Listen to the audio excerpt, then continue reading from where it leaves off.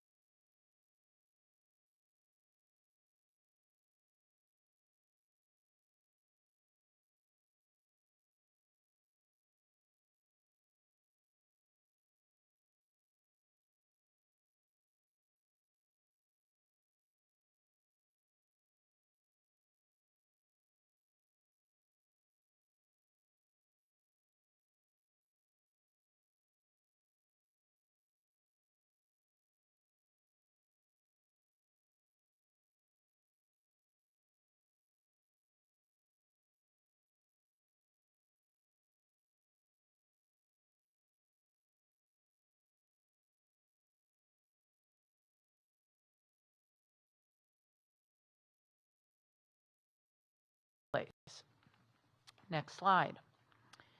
As the mayor said, we need to invest in businesses that diversify our economy, create jobs for residents, and generate reliable tax revenues for city services.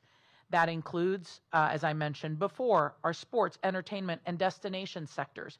This is not an irrelevant nor unimportant investment. We are at the center of this region. We get visitors from all over the region to DC. But as we continue to lean into and own the nomenclature of a sports capital, people from all over the country and all over the world will want to be here. We've seen how our sports stadiums have served as catalytic investments to transform entire neighborhoods, including Capitol Riverfront and Buzzard Point. And we're going to do that again with RFK, with the Commanders, who are making the single largest private investment in our city. And especially at a time like this, we are focused very specifically on producing new jobs and delivering projects that generate new investment and new business opportunities for our city.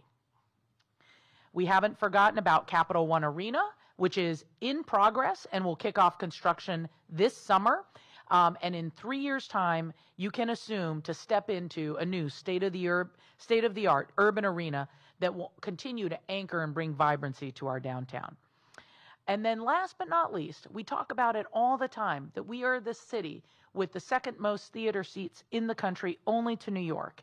And so we want to make sure that our historic theaters continue to thrive and are proposing renewed investment in National Theater, Lincoln Theater, and Howard Theater. Next slide. So DC has very quickly become one of the fastest growing cities for technology in the nation. We have the high-skilled talent and access that provides an immense competitive advantage. You know, just for context, the DMV is the 5th largest economy in the country. And so it is ours to harness and to excel in. Last year, Forbes ranked DC as the best state for technology careers in the nation.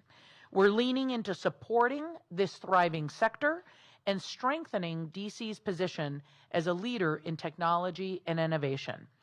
We'll accelerate that work by reviving the Qualified High Technology Companies Tax Incentive and establishing a new fund to invest in business accelerators and incubators that support the growth of technology startup companies in DC.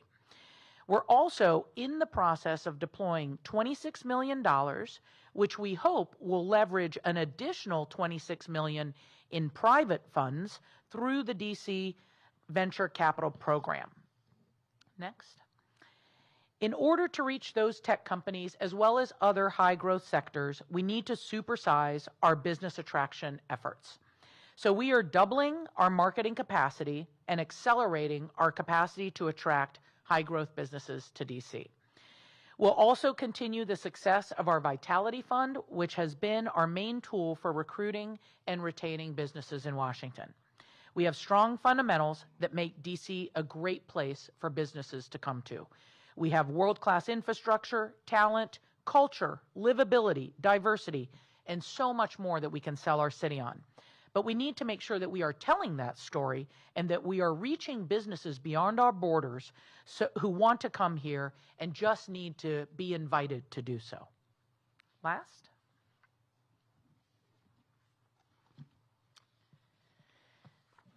So, Mayor, I think that you are going to take this one. Absolutely. So thank you, Nina, for laying out where we are and how a strategic framework that's intentional and funded well will help us get there. Now, the thing that I hear most frequently from businesses is, Mayor, we love DC. We want to do business in DC. We want to hire DC residents, but could the government please get out of the way? And how can we look at the government to make sure that we are competitive? That means that we are competitive in the city, but also within the region and with other regions. And I see you all are looking ahead, so let me just get to it. So first and foremost, if you can go back to the previous slide, we want to make sure that we are reducing red tape. You've heard that before, but I have challenged my team to really look at our processes and deliver on real process improvements that save time and save money for our businesses. It also means that we're looking at some policies that we know are well-meaning and have in various stages supported along the way, but no, these policies take us out of competitiveness with the region and impose a lot of cost on our businesses at a time when our businesses can't absorb those costs. And so this includes pausing the building energy performance standard in net zero. It also includes a parking benefit equivalent program that's imposing costs on businesses, especially our downtown businesses. And it builds on the act that I introduced, the Rental Act, just a couple of months ago, that modernizes TOPA, which is a well-meaning program, but it hasn't been changed in a couple of decades. And it's costing us money, it's stopping transactions in the city, and it is doing more than it was purported to do in saving affordable housing. So we know that we need to enact TOPA reform now. We are also very focused on not creating new taxes. So there's no sales tax increase included in the 26 budget. We think this is important, especially since consumers are facing so many unknowns when it comes to buying goods. We are reducing the universal paid leave tax, and we are going from a 0.75% to a 0.72%. It's modest, but we regard this as a change that we can build on in the coming years. We are expanding eligibility for DMPED retail programs, and we are implementing citywide retail incentives to help revitalize our commercial corridors.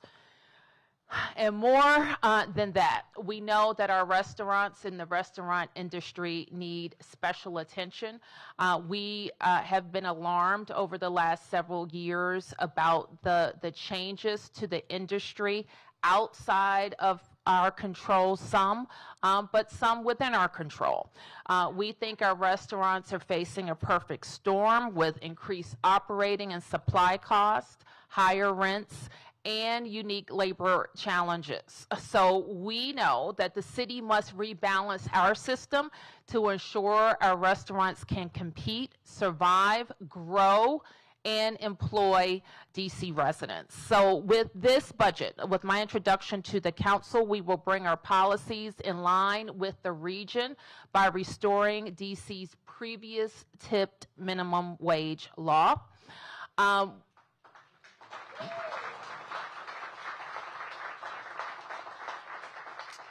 And we're also, we want to say to everybody, come back to restaurants, come back to our restaurants in particular, and we will establish a new sales tax holiday for DC restaurants in the coming year, and we have chosen a few dates there.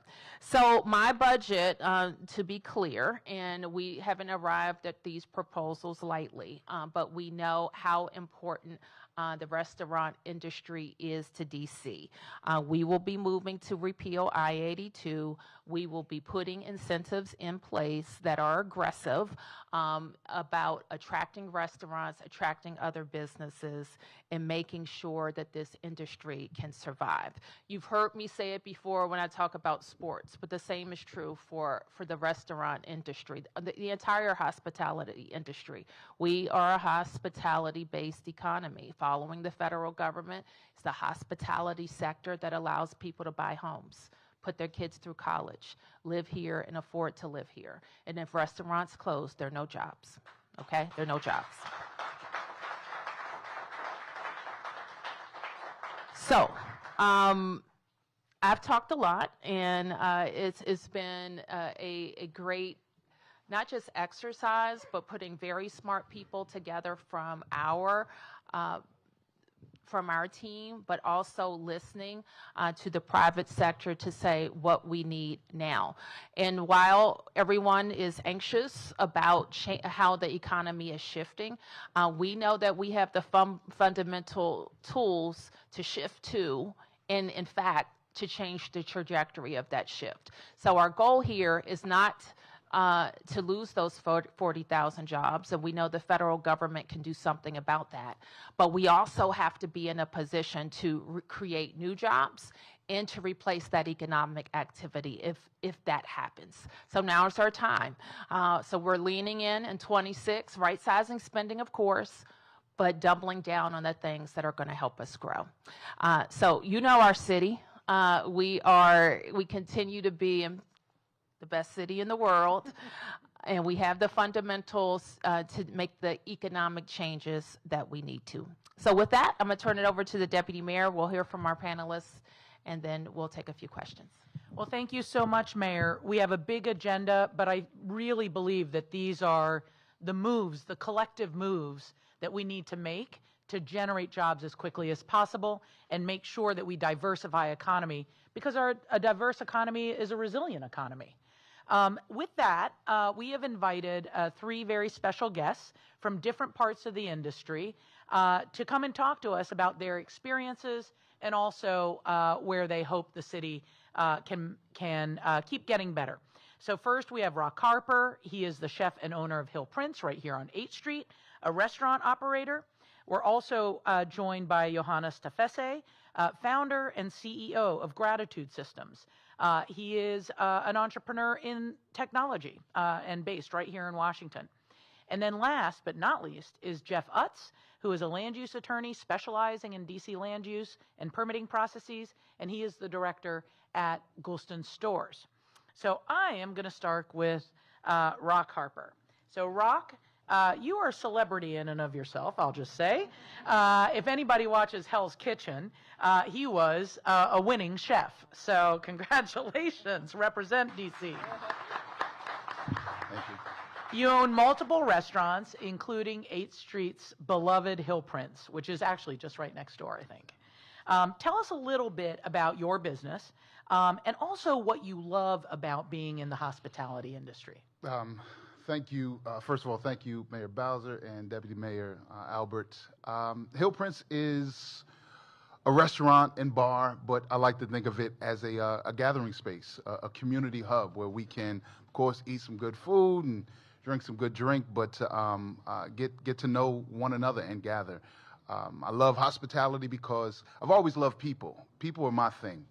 Ever since that 8th grade home ec class where I got started, it's always been about the people, and that's what fuels me. Well, that's awesome. Well, we are hearing a lot from restaurants about how the current environment is so difficult, mounting expenses from lots of different sources. And for people who might not be as familiar with what's going on, can you just share with us how DC's regulatory environment is different than our neighbors? And also, what is it that's making it hard for restaurants to survive and thrive? Well, I think that there are a lot of things that people don't really understand about the restaurant business, and I don't want to go too deep into it. I'll lose some people, but we're complex, just like our population. We're diverse. So, the challenges are diverse, and this is just one of many things, right? So we have labor shortages, increased rents, and, regulatory when I-82 was implemented. But so what that means is this. That means that we have a way to get to profitability. We all want to make money, right? And I'm sorry, I lost my thought there. But what happened is that we want to go to, minimum wage was always legal, right? No one was ever making less than minimum wage. What I-82 did was it forced us to make it upfront a certain way. And it less maneuverability. And that just been really challenging. So if you have a fast casual restaurant or a fine dining restaurant, you all have to operate the same way. And that just doesn't work. We have the data and we see that just doesn't work. All right. Well, I'm going to shift gears a little bit and switch to a different sector, which is tech. So Johannes, you're the founder and CEO of Gratitude Systems. You're also sitting on the Washington, D.C. Chamber of Commerce's technology subcommittee. So thank you for your service there. But talk to us a little bit about why you chose D.C. to start your company and what you hear from others in your industry about why they love being here. Absolutely. Mayor Bowser, Deputy Mayor Albert, thank you for having me here. Gratitude Systems is a tech company, and we leverage technology like AI and cybersecurity and the cloud to help businesses add value to their customers and to themselves.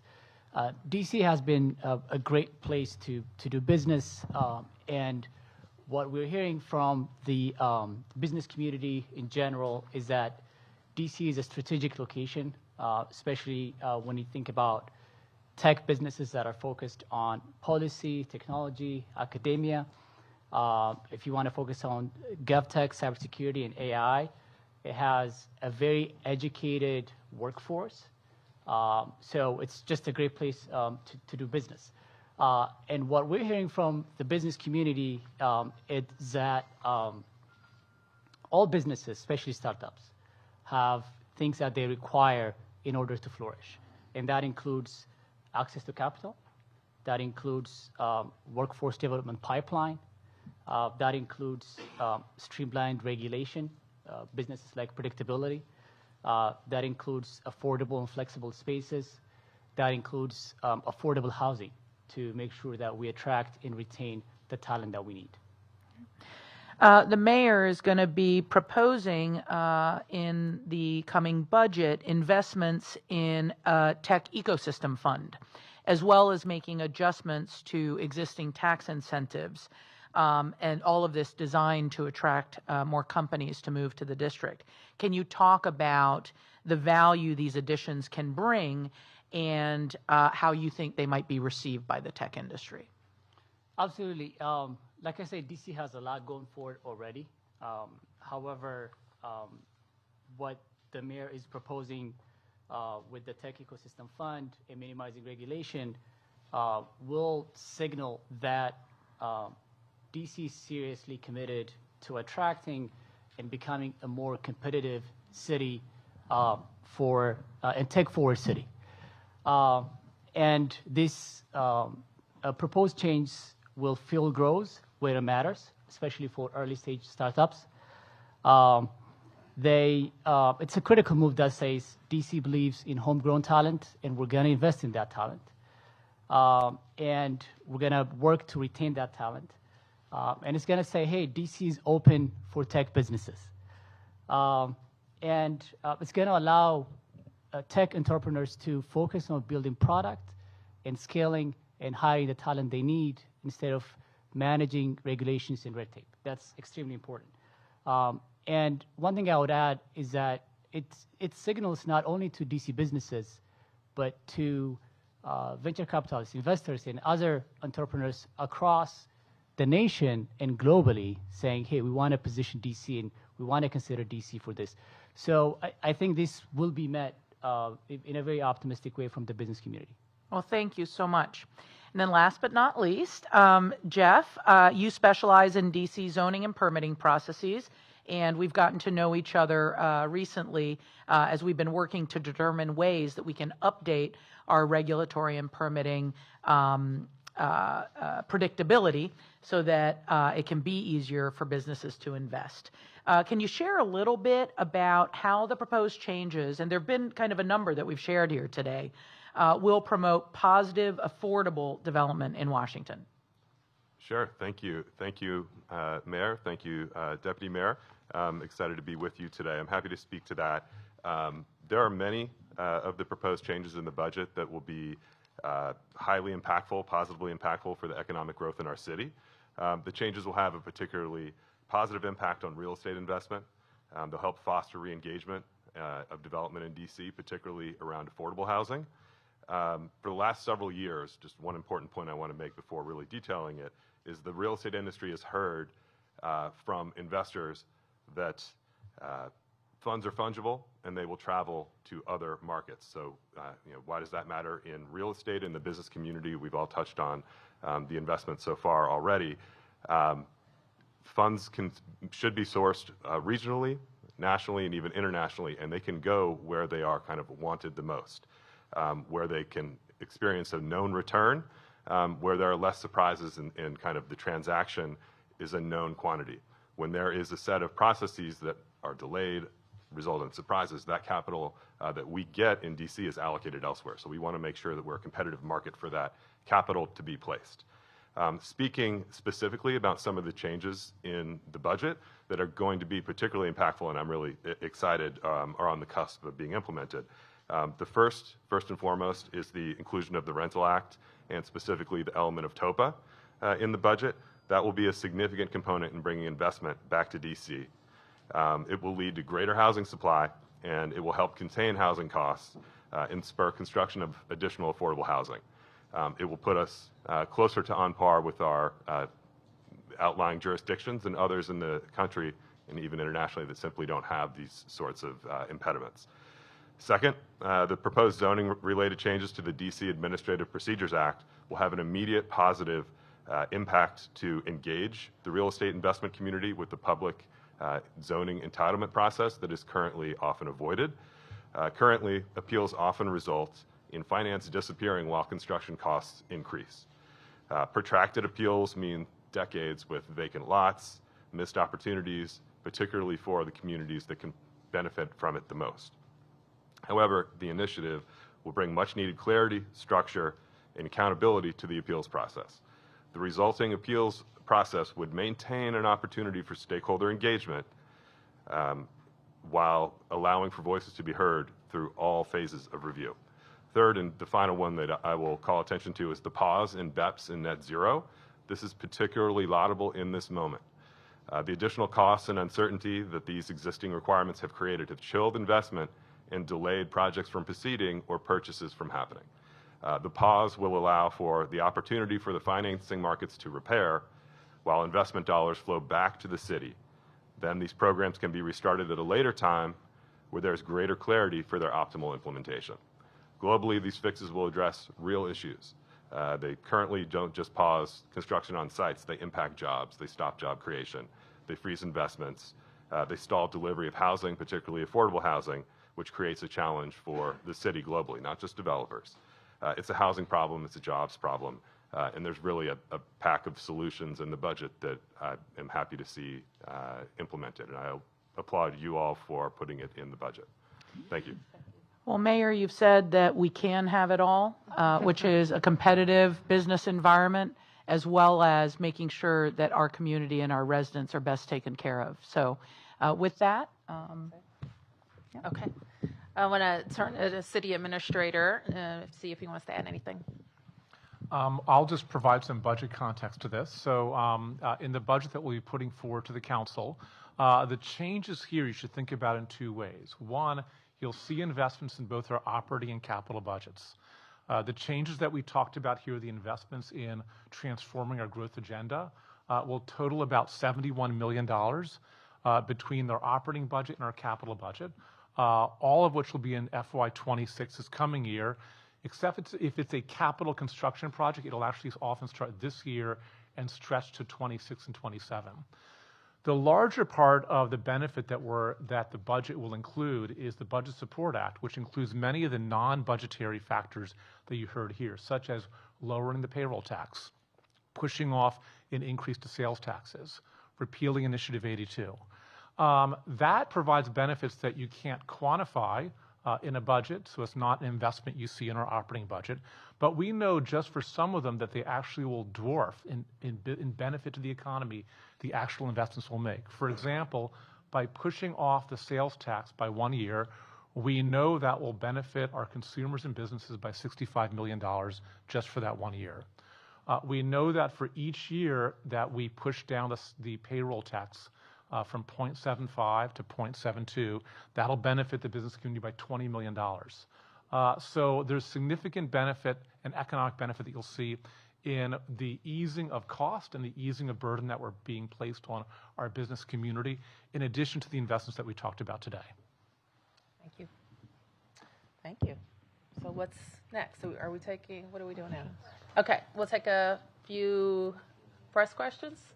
Okay, few press questions. Hi, Ben Peters with the Washington Business Journal. I'm curious, has the Rental Act and the omnibus entire thing been baked into the budget now? Yes, it will be a part of our Budget Support Act. And the redevelopment of the Southwest waterfront, is there any, Southwest, is there any additional details you can provide on that? Who will be developing this plan and what it will entail? So right now we know that we need to work with GSA to really think about if they were to dispose of a significant number of the properties south of Independence Avenue, that there needs to be a plan, because those buildings sit in the context of a marketplace. And so buyers will be incentivized to buy if they can see the direction that that neighborhood is going in. So we're seeking to work together to really think of like a more traditional planning process and visioning process, just like we did at Gallery Place Chinatown, where there start to be sort of elements of understanding as to the direction that the neighborhood wants to go in.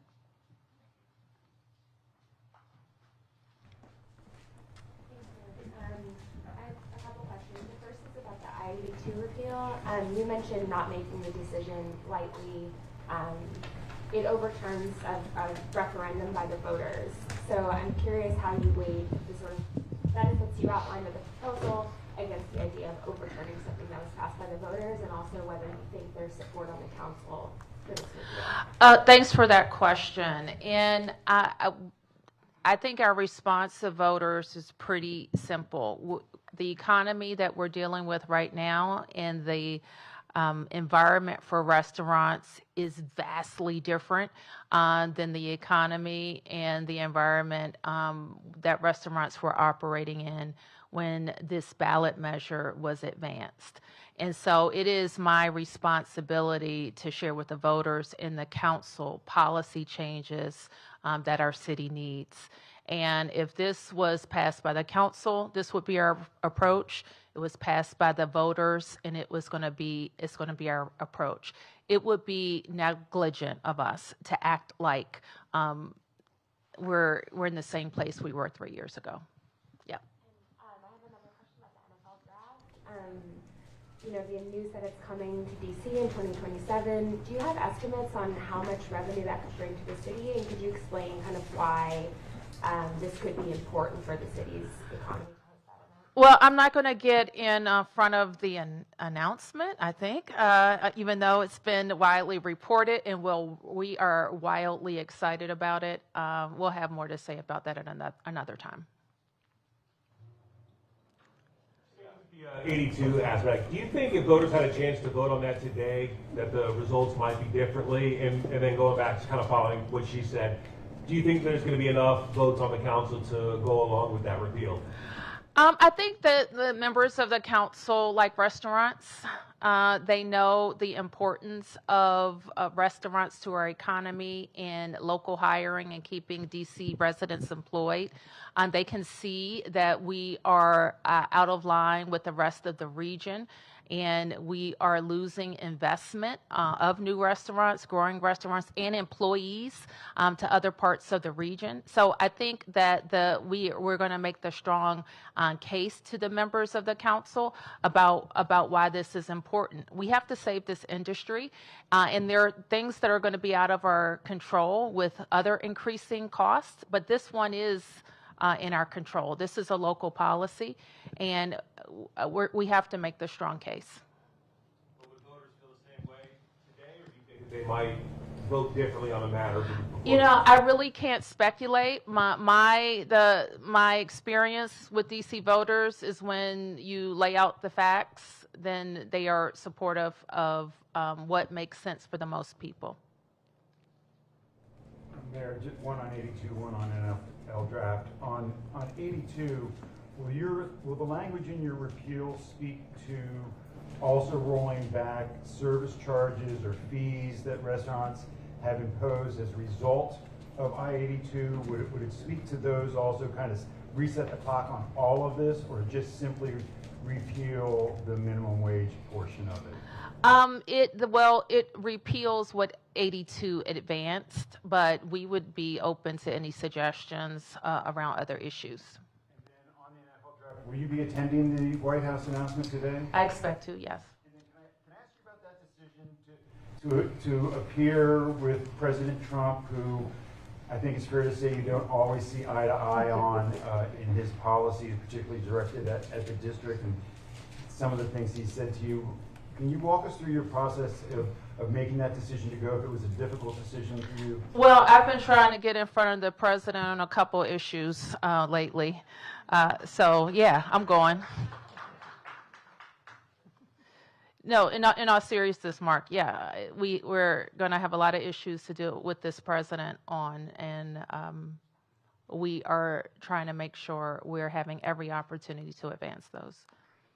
Yep.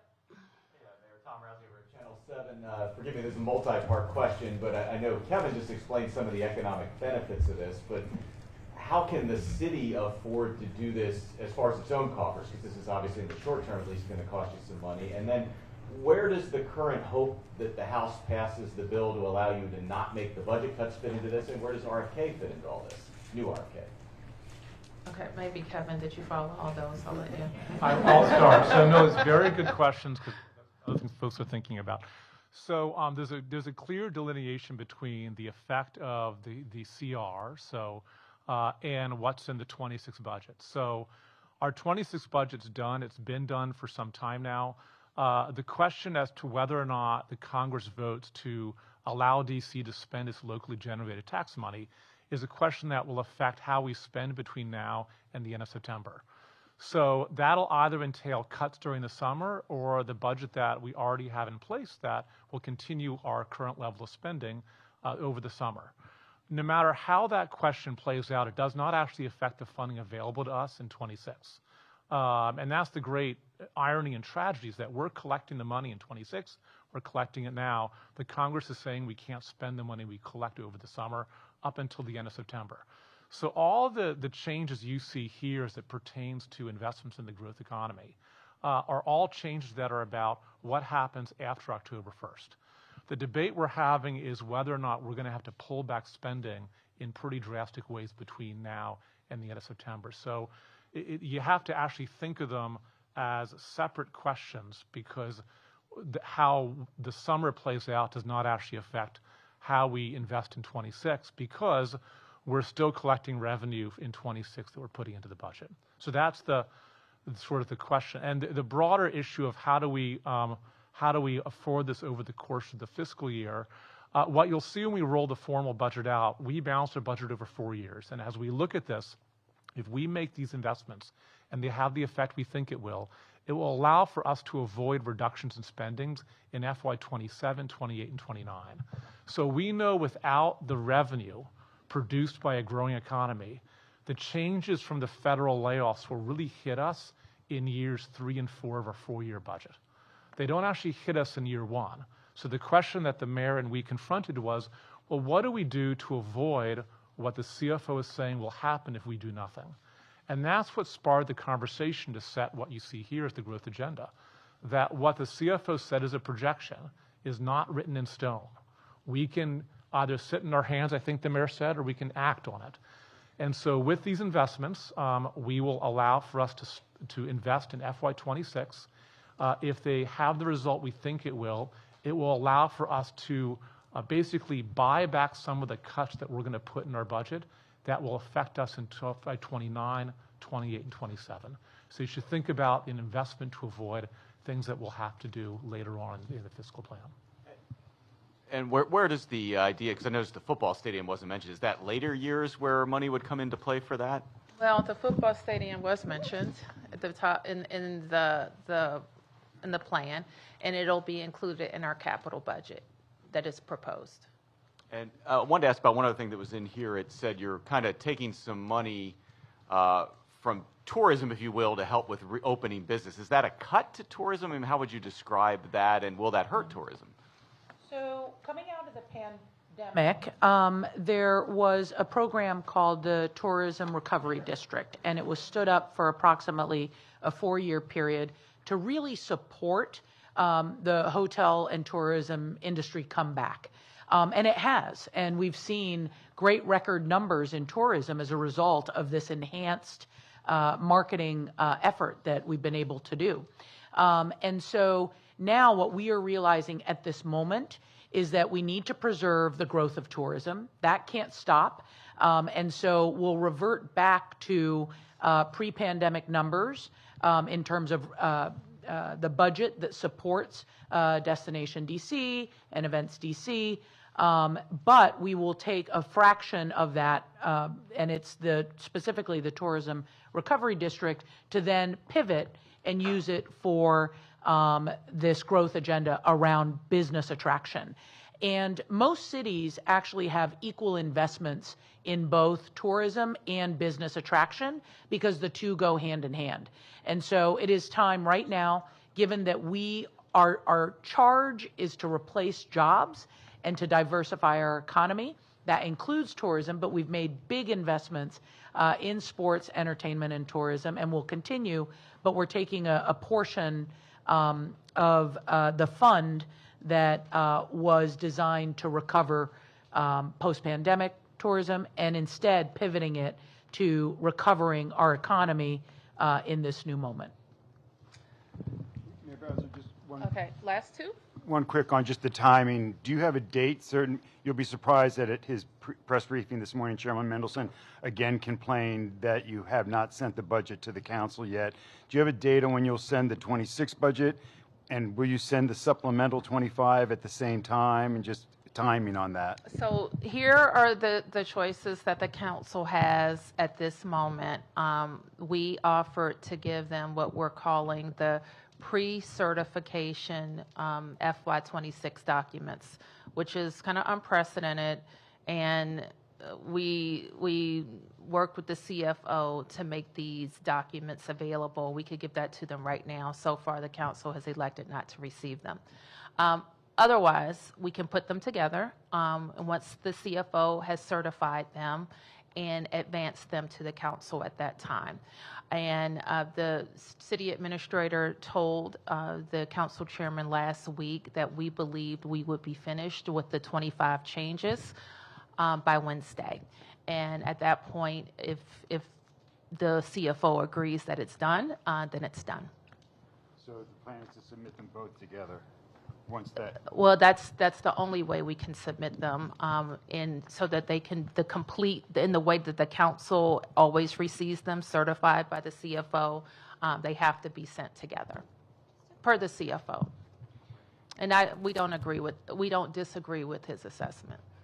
Marielle with DC News Now. Mayor, I'm wondering just where your head's at. How are you kind of feeling? Because you have to keep dealing with these contradictions coming from the federal government, all these things that are setting the stage for you to have to sit here and change the way our economy works today based on, the loss of federal jobs.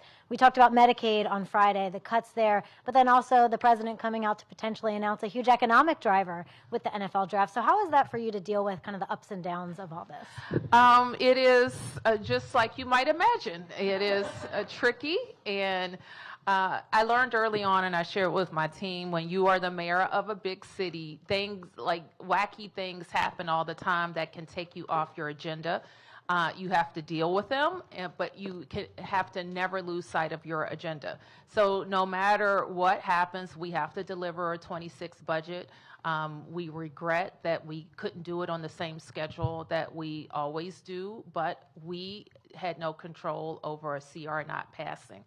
But I do think that residents expect me to be thoughtful about 25, not issue something that's going to make throw everything into a tizzy, if you will, to use a technical term, and not create unnecessary anxiety. and continue to advance a push to get the Congress to approve it. So we're doing all of those things, but at the end of the day, we have to have a budget to the council. They have to have 70 days to work on it. And we have to be ready for October 1st, because no matter what happens, October 1st is coming. Okay, I think, all right, 2 more, and then we have to take off, guys. Yep. Mayor, can you be a little bit more specific on what zoning procedures will be reformed to speed up the process? Sure. Sure. We're actually just trying to put both deadlines and clarity on who's permitted, for example, to appeal a process. Like right now, it's completely open. Somebody who's not even a resident of the District of Columbia can do it. So we need to put some guardrails. Also, people and recognize the people who are most impacted by zoning actions in their neighborhood are the neighbors. And so things like that. Also, investors make a significant upfront investment in proposing a project and conceiving of a project and going through the zoning process.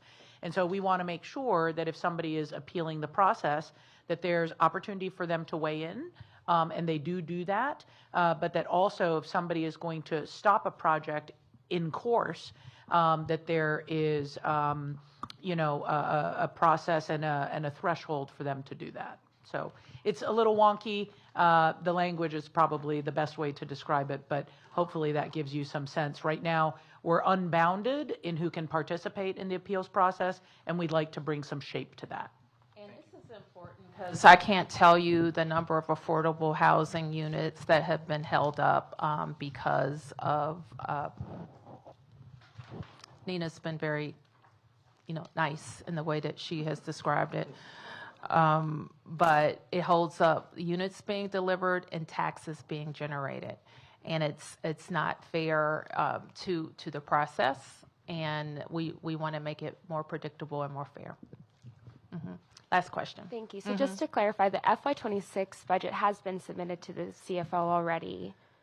But I don't know what you mean by that. Okay. I already answered. They're going together. They have to go together. Okay, so the FY25 supplemental will go on Wednesday?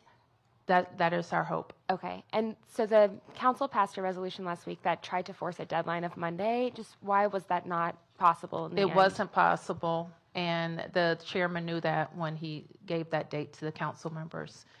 We had a range of possibility that we thought we could be done between now and Wednesday, and it turns out that now didn't happen, and we're hopeful that Wednesday will.